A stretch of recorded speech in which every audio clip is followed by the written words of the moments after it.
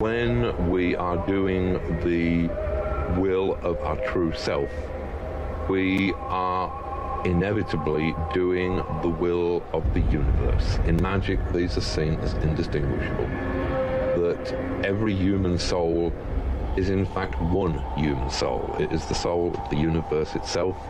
And as long as you are doing the will of the universe, then it is impossible to do anything wrong.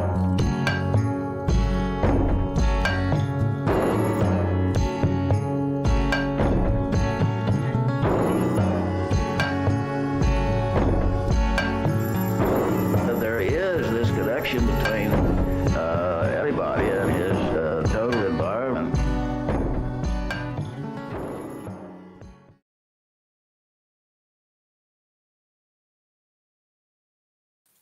Haha! Caught it. That could have been a good 15 minutes before I realized I was muted. So, good to see everybody. Thank you and welcome to the second of this new venture and doing a daily liminal stream, live stream, kind of off the cuff discussion, documentation of, things I'm learning, things I'm interested in, things I want to share with you, things we should discuss, and all of the above. There's some caveats maybe I should go through before moving forward with this. Obviously, anyone here knows that I am not a how do I put this? An expert in anything. Um, and there's no pantheon or magical current or anything I subscribe to wholeheartedly. And so forgive me for if anyone takes Lupercalia seriously, or we'll be discussing maybe the modern implications of it within paganism and rituals and all of that. So just know that this is off the cuff. I'm just talking off the dome, and yeah, let's have some fun and let's move forward. First, I wanted to start and to share, of course, our art collective, our magical art collective, We the Hallowed. It's a publishing house, it's a record quote unquote label, it's a printing house, it's a blog, it's a journal. And Michelle Embry, who's here, does a tarot column every Tuesday on We the Hallowed, and I thought we could start by reading that tarot column because I think it's really poignant.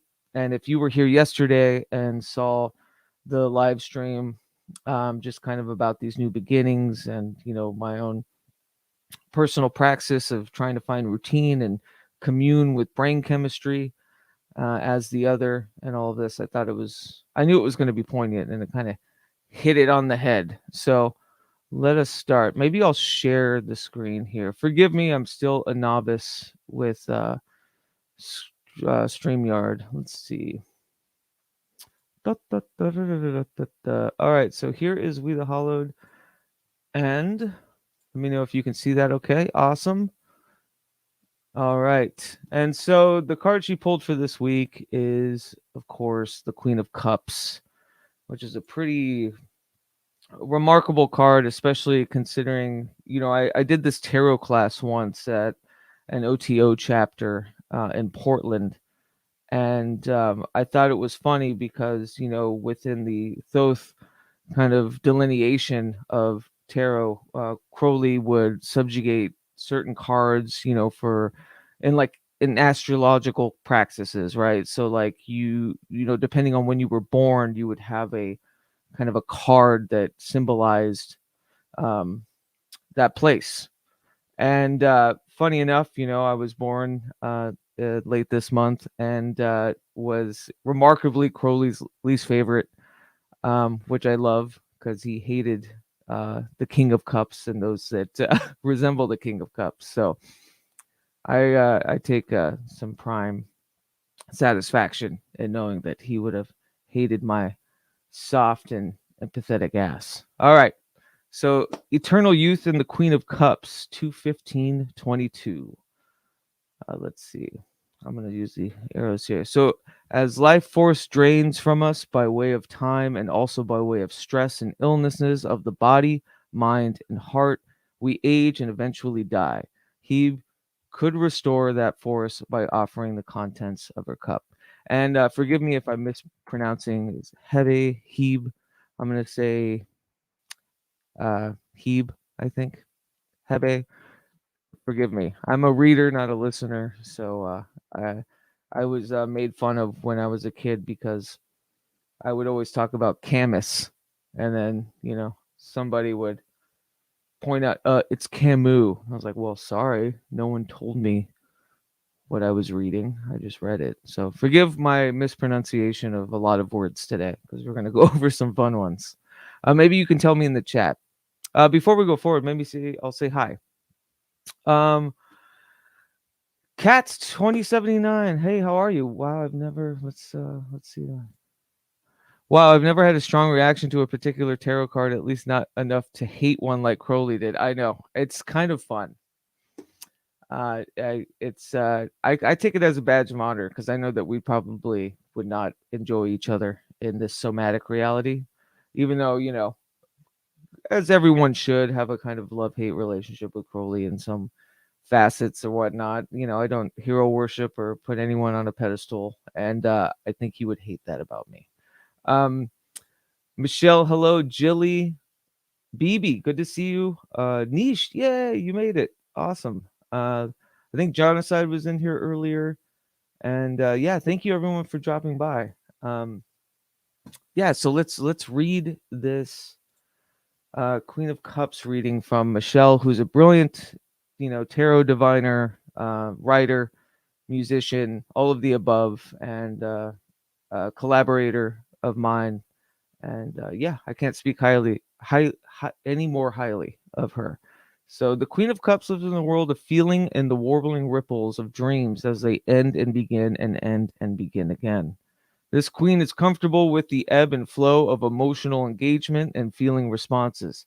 She knows that every emotion has value and that our feelings surrounding an emotion can either free us into what we need or trap us under what we reject. Yeah, and I think it's already poignant considering a lot of the loss and the change of, the internal changes that I kind of documented yesterday in the daily stream. But we'll move forward. I won't editorialize too much. In the ancient religion of Greece, we see a reflection of this queen and the goddess Hebe. I'm sorry, I'm not a Greek scholar. She was the youngest among the gods and goddesses of Mount Olympus and was known as the cupbearer. He was revered for serving magical elixirs and sweet ambrosia to fend off or even reverse the aging of gods and goddesses. He would exclusively possess the ability to restore youth to mortals and would offer her cup to those humans who were favored by the gods. Now, I'm going to learn something today. Can someone put in the chat how I should say this name? Is it Hebe or is it Heb? Because Heb sounds, not PC. I'm going to say Hebe from now on. Okay. Hebe was worshipped as the god. Oh, wait, did I miss that? Yeah, the word ambrosia is associated with the life force, which cannot be replaced, as life force drains from us by the way of time and also by way of stress and illnesses of the body, mind, and heart. We age and eventually die. Hebe could restore that force by offering the contents of her cup.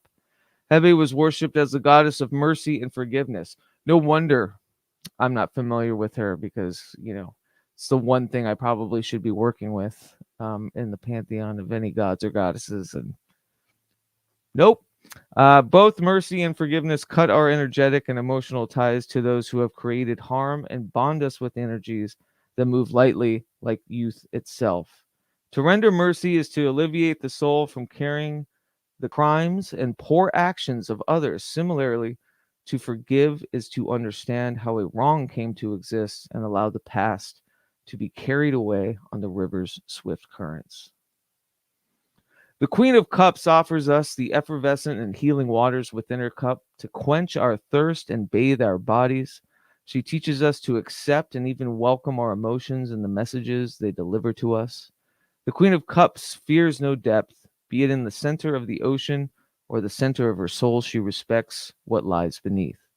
She encourages us to acknowledge our feelings and truth. If you are jealous, be jealous. If you are angry, be angry. When you grieve, grieve with gusto. When we do this, we come to know ourselves in truth, which grants us liberation from the illusions we hold in regard to the self and the desires and needs of that self. When we face our own emotions and feelings, we become capable of facing them in others.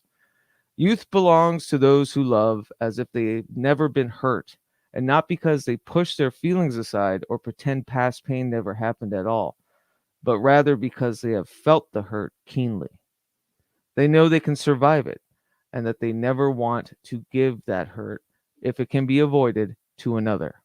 They know exactly how deep their love goes, and that the desire to give their heart is worthy and powerful. Youthfulness is buoyant and resilient, and so are we when our feelings are held in esteem and processed with courage, even when it lacks grace. May our hearts be unjaded. Another barn burner from Michelle Embry. I'm going to put the link to this in the chat real quick. Please sign up for the newsletter so you get updates on all the posts from the many different disparate individuals in our collective that are brilliant in their own unencompassing right. They everyone involved in We the Hollowed is so disparately wonderful in different ways. And yeah, if anyone was here for, like I said, the daily stream yesterday, or saw my post about our friend Jiggy, who we lost, I knew it was going to be poignant. I even said yesterday in the daily stream, I was like, well, Michelle's tarot column's coming out. I'm sure that's gonna that's gonna be one. Yeah, so Cats 27-9 says that is oddly an amazing and romantic way to look at the world. Love deeply despite being hurt before. It's so funny, and I'm joking when I say, this goddess of mercy and forgiveness is someone I'm always trying to tether or work with without maybe initially calling upon. And I think we all are. But I love that the idea of just feeling with gusto. If you feel jealous, feel jealous. If you feel grief like we have this past week, feel it. And that's part and parcel to the tribute stream I did the other day, when I allowed myself, I guess, just to kind of cry for the first time on a stream. So Queen of Cups, beautiful card, wonderful card for this week, wonderful card for this past weekend and everything above. So Michelle says, and I pulled this before he left. I've been working on it since last Wednesday. Oh my God. That's, I think, the day before or the day of too, that we lost Jiggy. So it's poignant, it's prescient, it's brilliant. So thank you for that, Michelle. That really encapsulates so much. So now we're at maybe this cursory and weird kind of discussion about Lupercalia, this archaic Roman ritual that happens usually between the 13th and the 15th.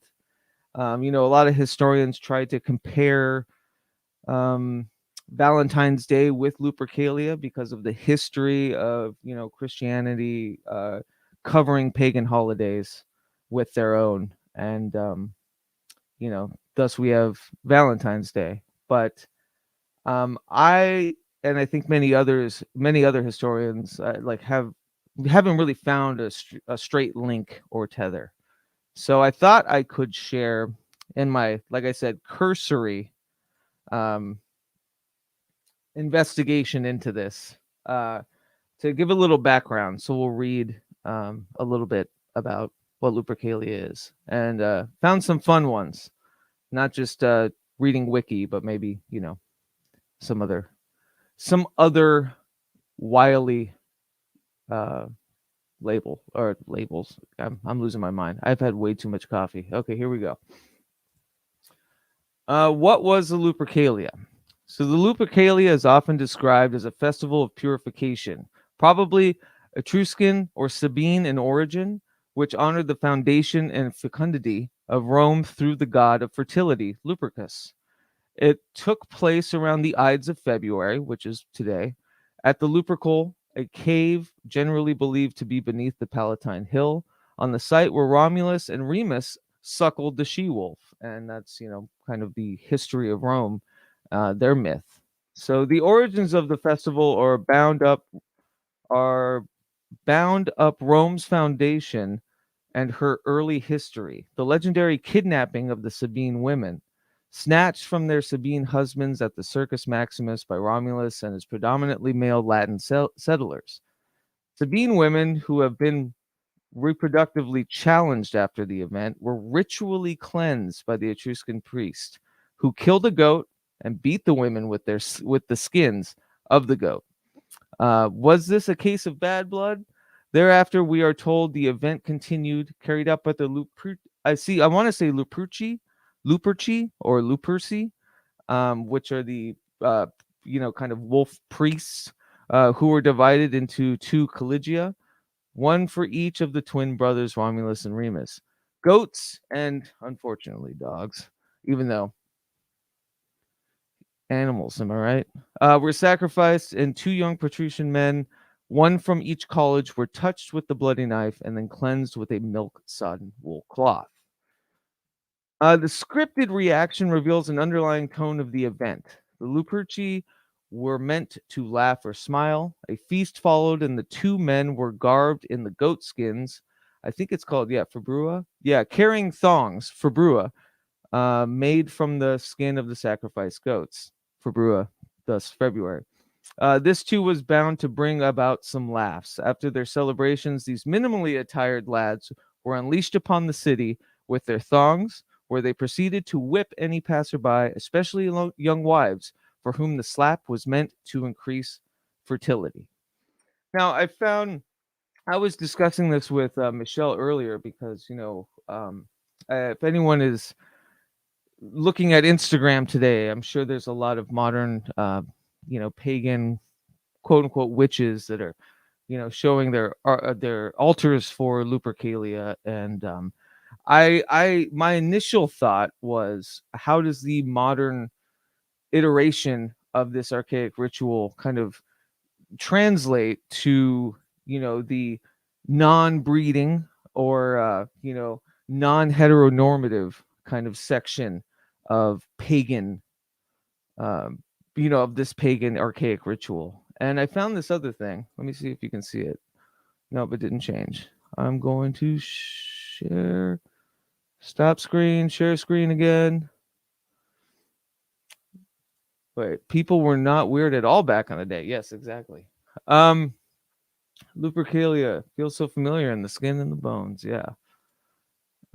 Michelle and Brie, I don't think much has changed. I mean, don't people still run from bulls or fun? Yes, of course. And this is, like I said, I'm not politicizing it in any way. I just thought it was interesting within modern kind of sexual identities, right? How this relates to modern kind of paganism. And I found this wonderful article where this writer here somebody try to pronounce that. Sufernavruliv nope, not going to do it. I can put the link in the chat. But so this is what they said about that. The fertility here involved is not necessarily sexual fertility in women, though it was often thought to be such when the origins of the festival were eventually forgotten. It was fertility represented by the goat skin itself, a fertility of an agricultural and livestock sort. The young men running the race were symbolically committing themselves to the protection of their communities, thus their race around its boundaries, which indicated their area of influence and the home territory they were protecting. The young men who were the Luperci underwent a part of the ritual earlier in which the blood from the sacrificed goat and dog were mixed together, dabbed on their foreheads with a knife, and then wiped off subsequently with wool dipped in milk, signifying their transition from a lawless, wild state into a settled and civilized mode of life. The founders of Rome, the twin brothers Romulus and Remus, who we just read about, were raised by the Lupa, the she-wolf, in the cave where this ritual took place. And in their lives after this, they were lawless hunter-raider warriors until their eventual foundation of the city.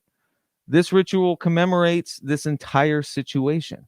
The success by speed and martial prowess that used to come to Romulus and Remus when they were hunter warriors and taking anyone and everyone's livestock, including goats, while in that phase of their existence becomes the success of those same skills and abilities being put toward the protection of their community in their settled state, the fertility of the community's resources. Through this protection is what is being celebrated, not necessarily nor exclusively the fertility of humans in reproduction.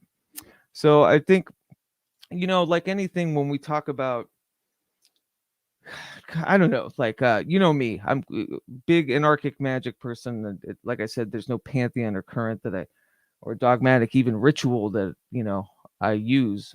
And it's always kind of adapted to different things in a personage, right? In a self kind of, self kind of customized communion with the other. And I love that idea because, in these, if you were to adapt a Lupercalian ritual, like if I was to, I'll just say this, if I was to adapt a Lupercalian ritual, it would be for the fertility of thought, education, creativity. Luxa of Luxa Cult, she uses a lot of egg magic or ovomancy, and Kat's here is part of the Green Mushroom Project. And that always, it never just resigned to the idea of, this heteronormative idea of fertility. It was always about kind of the embodiment of growing an idea or nurturing and creating beautiful different works, whatever your intention is. Wow, I'm too much coffee. All the words are coming in. But anyways, yeah, I think you get what I'm saying. Let's see. Yes, Lupercalia can just represent welcoming new things and new beginnings. Yeah, road opening, all of that. So, Nish says, as a wolf mom, I have always felt a certain closeness to some of the deeper mysteries here. Absolutely. Yeah. And I think there's something to it. I just love that it's in the Ides of February. And we have a full snow moon tomorrow, I believe. And it seems like just within all of the different kind of pantheons you can experiment with or kind of converge, that it's just it's a wonderment time to not only charge a current, an archaic and wonderful current such as the Lupercalian rite, but also utilizing the moon and however you see fit. But yeah, February has always been mysterious to me, says the BB blog. Yeah, it's an interesting month. I love the idea of the Februa, where February comes from, which is that goatskin thong, which I'm like, yeah, it makes me very, very into being born in February. But yeah, it's been a heavy month all around.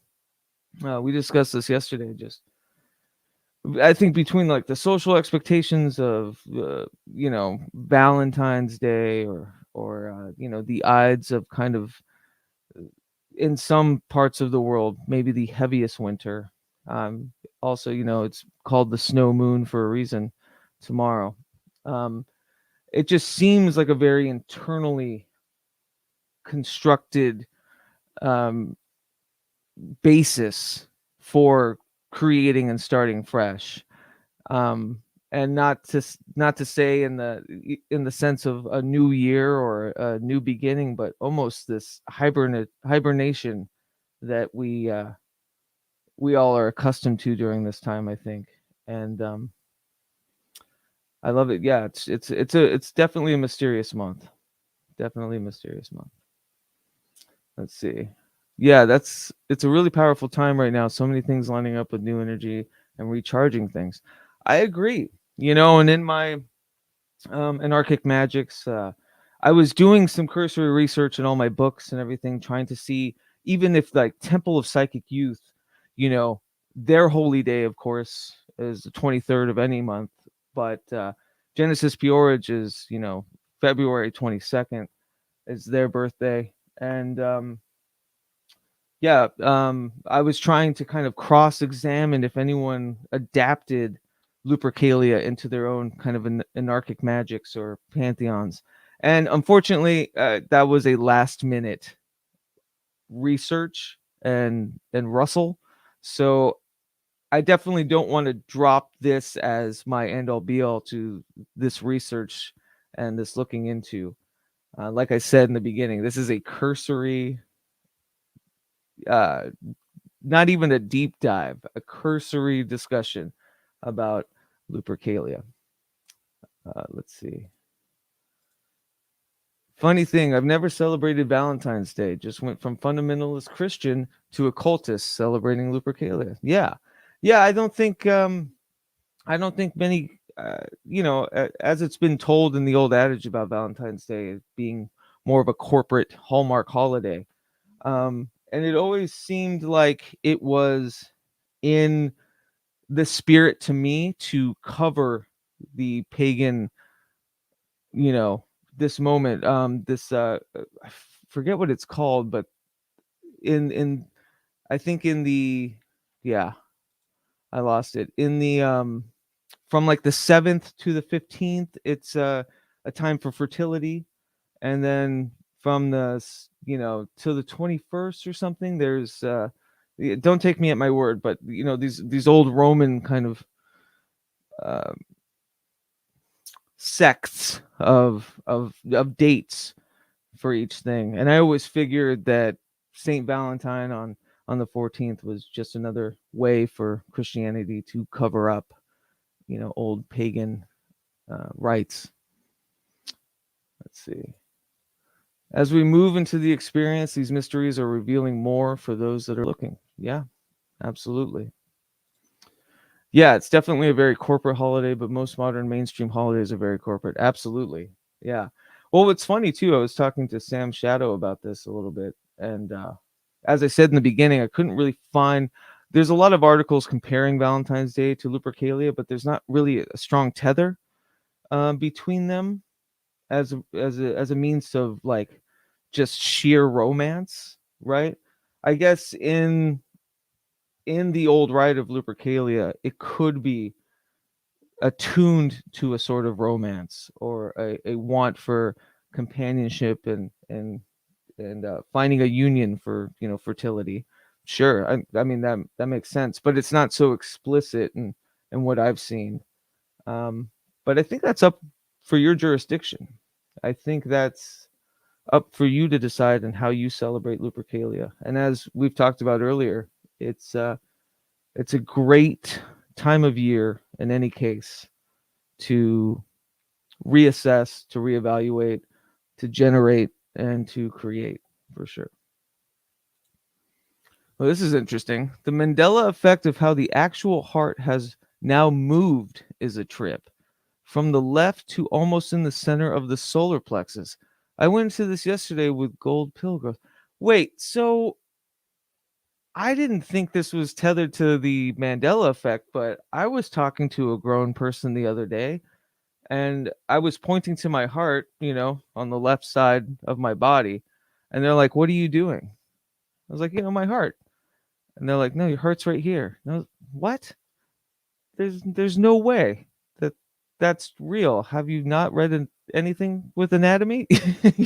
But is that true, or is my heart in my solar plexus now? That can't be right. That cannot be right. Um, I love pink and red together. My house is pink with a red door. So very Valentine's Day. Yeah, fuck yeah. That's what I'm saying. It's funny too in my work, maybe with some of the Santa Muerte pantheon and the color coded um, the color coded how do I put it? Idols of Santa Muerte and the candle colorage and everything. It's just it was very. It's funny because today in one of the grimoires I was looking at, and with my daily divergent magical praxis and trying to conform each day of the week as like a greater magical ritual and a routinization of ritual. I thought it was funny that on Tuesday on Lupercalia it was red, which is less love and more fiery passion, which makes sense. uh, I don't know if that's much of a synchronicity or is it just a commonality. um, let's see. The rib cage prevents the heart from being in the literal center of your body, unless I'm seriously. I'm with you, Miguel. I'm not. This is kind of creeping me out now. I'm gonna get off this stream and really investigate this niche.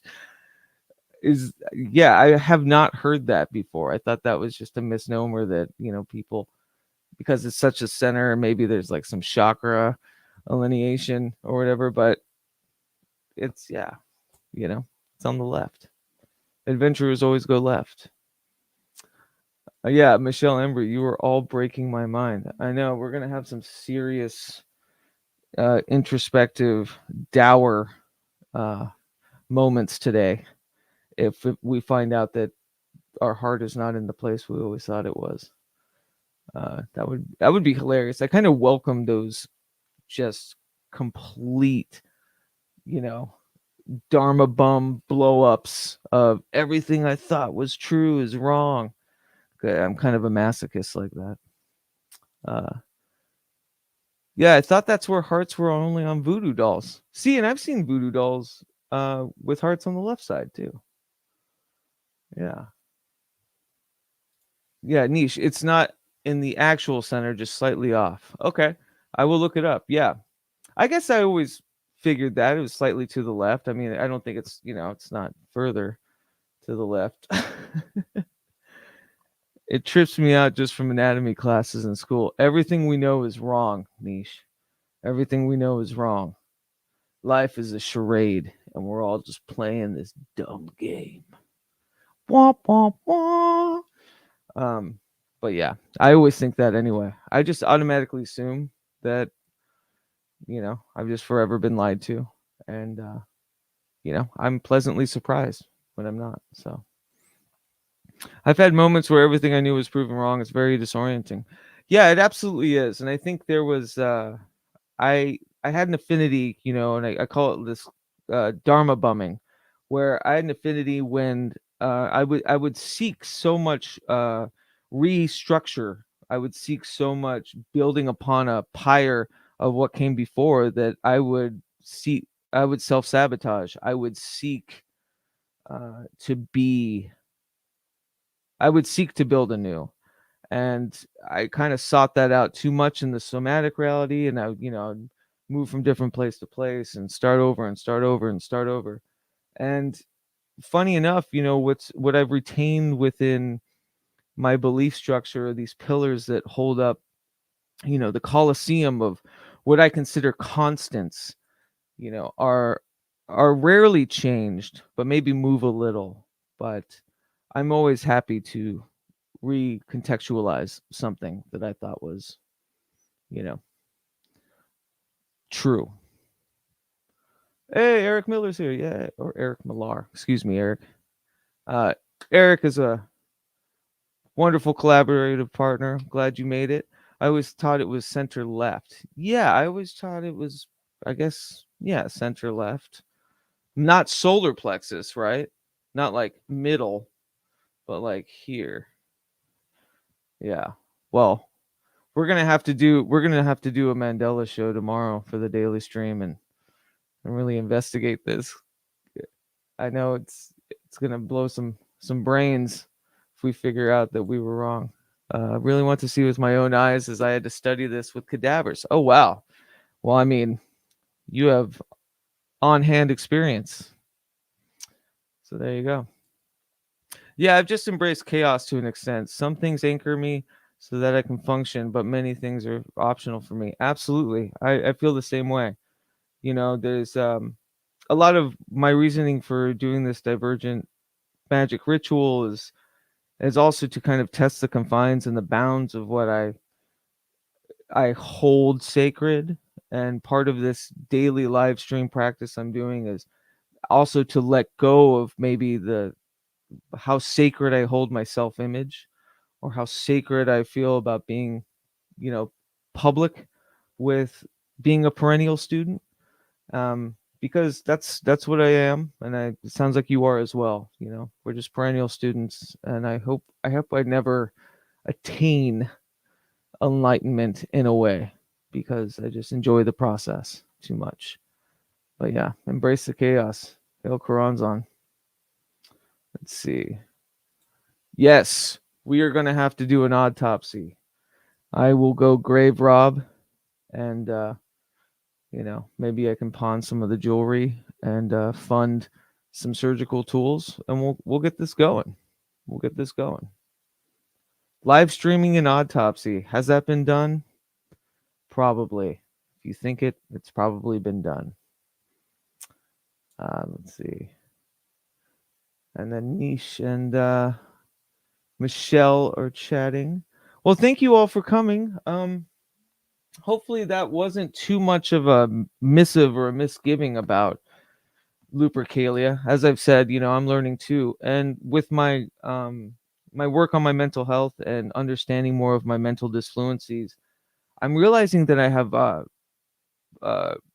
lot of memory problems. A lot of memory problems. And so hopefully this process is a way to document, to remind myself of these conversations, and to further explore and build upon. And thank you all for joining. I really appreciate it, as always. This is what it's about. This is community, and thank you. I'm a little over caffeinated, so I apologize for the glibs and the globs. Hey, Chad Smith, good to see you, buddy. Yeah, we were just talking about some archaic Roman blood orgy where men whip women and in hopes of them becoming fertile. It was great. You'll have to see it from the beginning. Anyways, please look up We the Hollowed. Here, I'll post a link in the chat. That's our art collective, our magical art collective.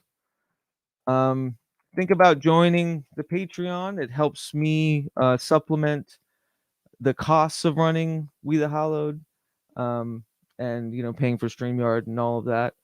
Also, yeah, if let me know if you like Twitch or Facebook. There was a point today where I didn't think Facebook was going to work, and honestly, I didn't care. I'm just not a big Facebook user at all. And yeah, thank you for joining. I want to say like and subscribe and all that, but do what you got to do. Do what you got to do. It's up to you. Anyways, as we say in We the Hollowed, the only way to reach true immortality is through art and ideas.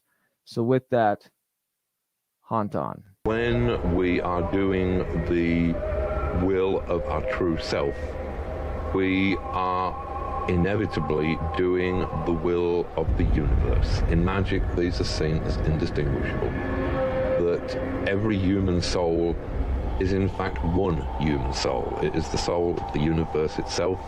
And as long as you are doing the will of the universe, then it is impossible to do anything wrong.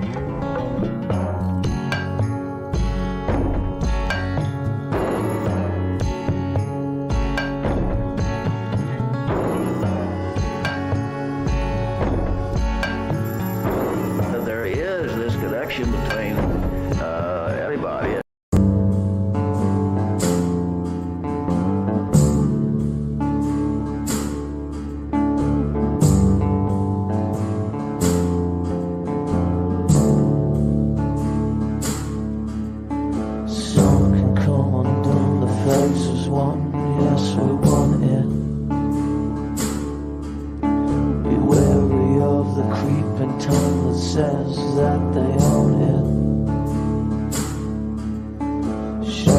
dismay when the gods fight a secret moment. Contradiction is the face of man, don't